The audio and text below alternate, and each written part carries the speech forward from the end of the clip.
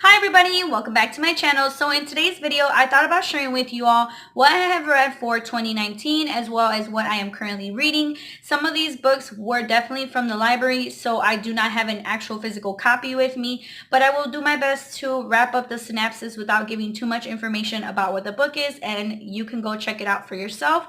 The next thing I wanted to talk about is the fact that I am gonna probably butcher some of these names, so forgive me if I do. And the last thing I wanted to kind of mention before we got into the video is that I really like a really good book. So if you like a really good book, then this video is for you. Or if you're bored and you haven't found a really good book to read, then this video is also for you.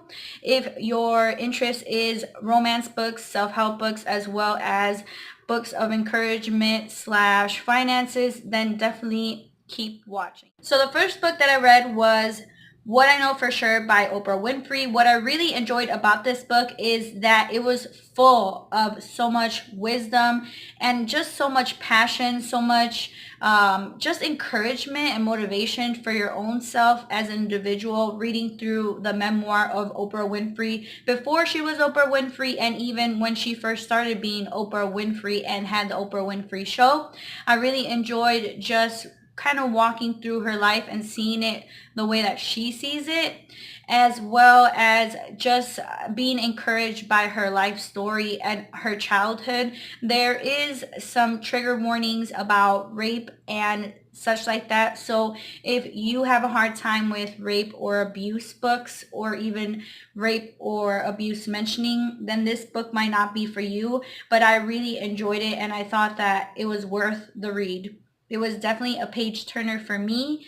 And the second book that I wanted to share with you all is The Five People You Meet in Heaven by Mitch Albom. And I can't remember exactly because I think I was assigned this book when I was in high school, but I didn't really appreciate it or really look at it all that well.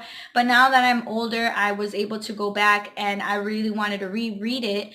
And it pretty much follows this maintenance man, his life before and his death. His name is Eddie, and he meets five people in heaven who have affected his life and who he has affected their life. It is a really great book, and if you like books like that, then go ahead and check that book out. The third book that I wanted to talk about is Billy and Me by Giovanna Fletcher, and it follows Sophia May, who has kept a couple of secrets of herself away from everybody else, including just towards her mother and her experiences with her father.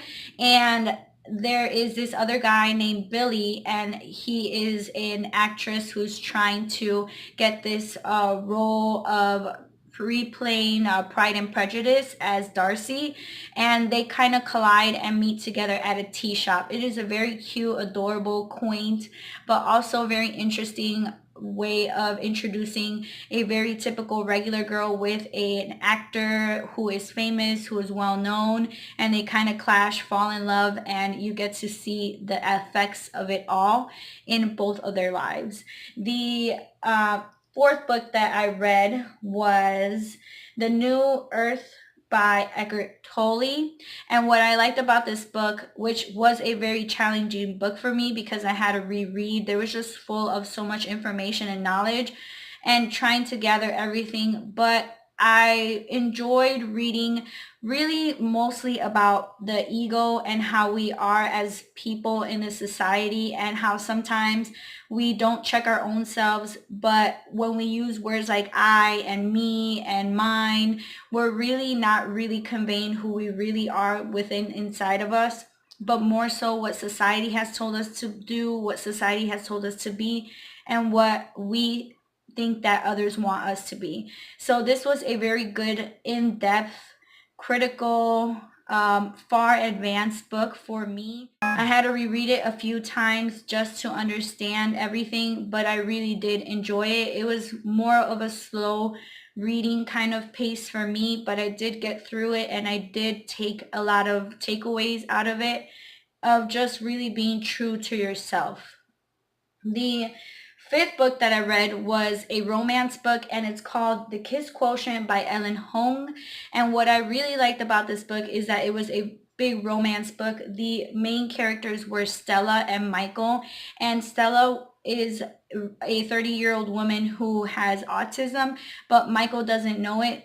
Michael is a male escort, so they kind of come together, and Michael is teaching Stella how to pretty much be in a relationship, and the fact of being in a relationship and getting taught how to be in a relationship, but also more so what she falls short of is the sexual experiences of being with another person. And he kind of teaches her how to pretty much come together as man and woman.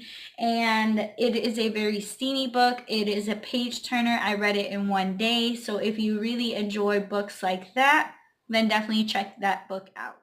The next book that I am currently reading is The Subtle Art of Not Giving a F by Mark Manson, and I really enjoyed reading this book. Thus far, what I have read, I'm not going to say I've gotten too into this book yet.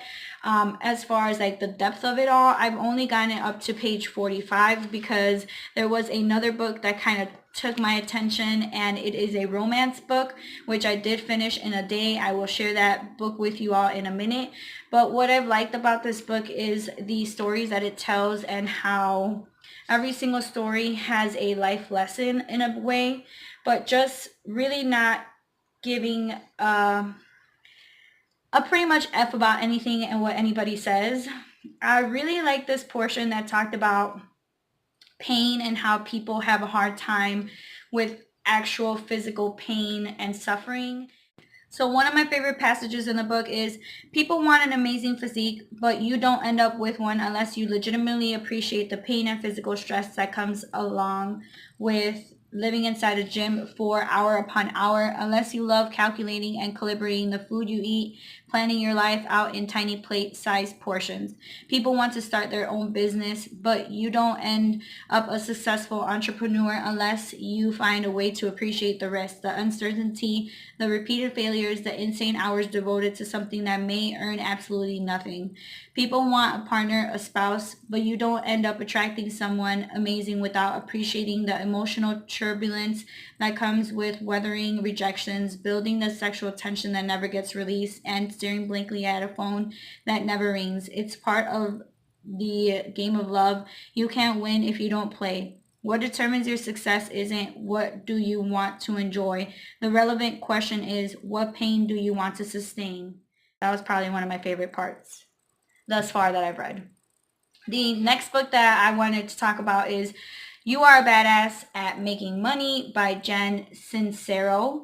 And I really have not dived into this book yet, but I do think thus far, the few pages I have read, it is a very good book, and I can't wait to keep reading and keep investing myself in this book. I just haven't picked it up yet because there was another book that was really consuming my time that I wanted to read before I read this one. But now that I've read that book, then now I can move on to another one, or this one probably. Either the orange one or the green cover. The book that has been consuming my time and the weekend was Josh and Hazel's Guide to Not Dating by Christina Lauren. And what I liked about this book is the romance. It is a very slow romantic book. It follows the life of Josh and Hazel. They are best friends. Then they split and are apart, away from each other for 10 years and come back. Once they come back to each other's lives, they become really close best friends and actually begin to set each other up with their own personal dates. And they go kind of like on double dates together, but they're not dating each other. And it eventually ends up obviously leading to a romance. But there is some twists and turns in this book. And what I really loved about this book is how the author emphasized being friends and how important it was to be friends for Hazel towards Josh and for Josh towards Hazel.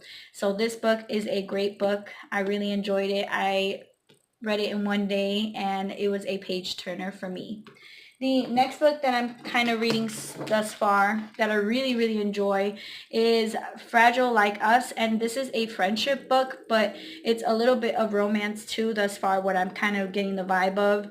And it's about a girl named Caddy and a girl named Rosie and how they're best friends, but then another girl named Susan comes into their lives and kind of gets things complicated. So I've read about a good maybe 20 pages, but thus far it's looking like a very promising book, and I can't wait to really invest in this book and keep reading it. All right, everybody, so that's all the books that I've read for 2019. I hope that you enjoyed this video, and thank you so much for watching. If you are currently reading something that you can't put down, then definitely please leave it in the comment section down below. I am going to have a list of the books that I talked about in this video in my description box, so definitely check that out. And until next time, y'all, bye!